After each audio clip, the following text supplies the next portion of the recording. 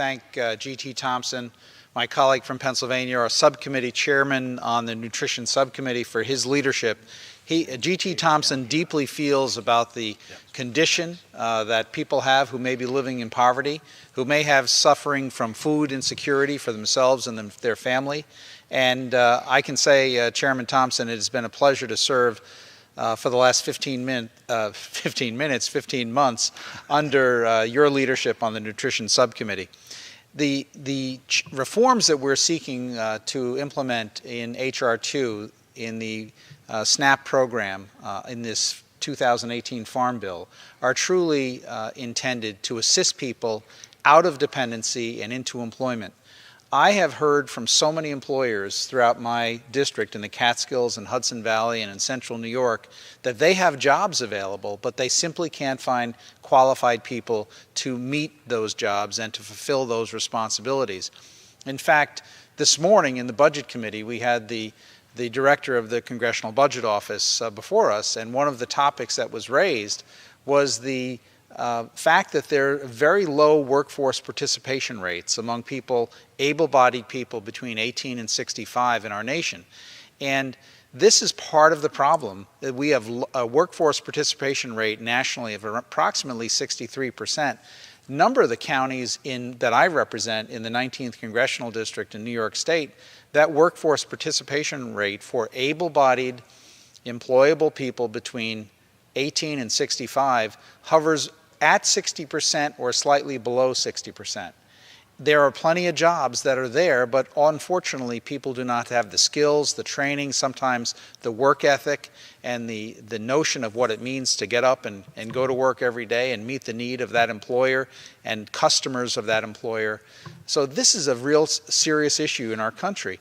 And if we're going to deal with the looming fiscal crisis that we have for mandatory spending programs like Social Security and Medicare, for instance, we need to get more people in the workforce. We need to create more opportunities to give people a hand up and not simply a handout.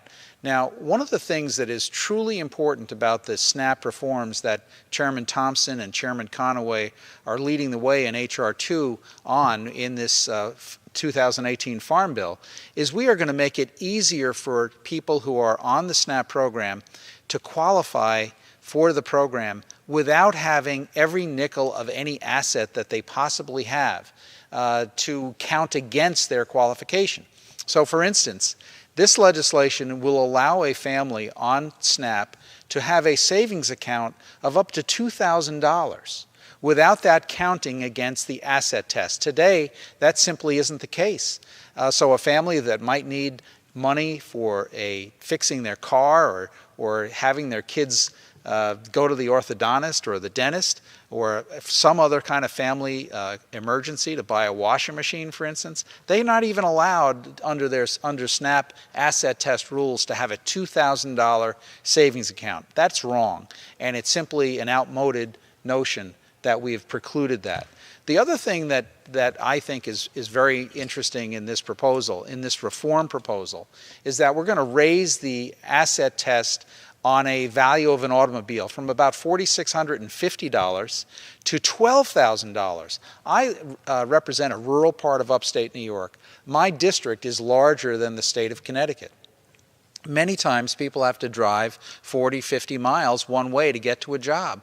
Well, we can't expect someone who's struggling with difficult economic circumstances for them or their family to be able to qualify for SNAP and have an asset of a vehicle, which they need desperately to get to work every day. We can't have that asset limited to a $4,600 vehicle. So this legislation, which Chairman Thompson and Chairman Conaway are spearheading, would raise that vehicle asset test up to $12,000. So these are logical, rational things. That asset test has been at $4,650 for many decades now. And so these are the kind of common sense reforms that are contained within this proposal that I hope our colleagues on the other side of the aisle will pay heed to and carefully study, because we welcome their input in this, but we also know that the American people are demanding that we have reform in these programs, and that we encourage and we really bring the job opportunities and the job training counseling to people who are dependent. There are over 3 million people in the SNAP program today who are able-bodied adults who are capable of working between 18 and 59, who have no children at home. And we know that in today's economy, many, many parents and many Americans go into the workforce with minor children at home. And they're out there working, they're out there pitching in, trying to improve the lot for themselves and their families. There is absolutely no reason why an able-bodied adult with no children whatsoever should not be in a work program, should not be required to participate in a state-sanctioned, state-supervised employment counseling and training program. So these are the things that we're trying to do. Increase opportunity, obviously reduce fraud and people who might be benefiting from the program, who might be working off the books somewhere but still qualifying for benefits. But that's not the main impetus here. The main impetus is how are we going to create more opportunity for people who need a hand up in the economic ladder. And Mr. Chairman, I just want to say thank you so much for leading the way on this. We had numerous hearings and listening sessions, including one in my district in Schoharie County at SUNY Cobleskill. And the overwhelming consensus in dealing with the food stamp or SNAP program is that we need to keep it. We need to make sure that people who are on it, who are able to work, have the opportunities and are certainly encouraged to move into the workforce. Mr. Speaker, I would also like unanimous consent to add to the record at this point an article which I wrote in the Albany Times-Union, which appeared on April 9th of 2018 about the SNAP reform and the need to include healthy measures for food, but also enhanced work requirements. So I ask unanimous consent that be included in the record. Mr. Speaker, I yield back. Without objection, so ordered.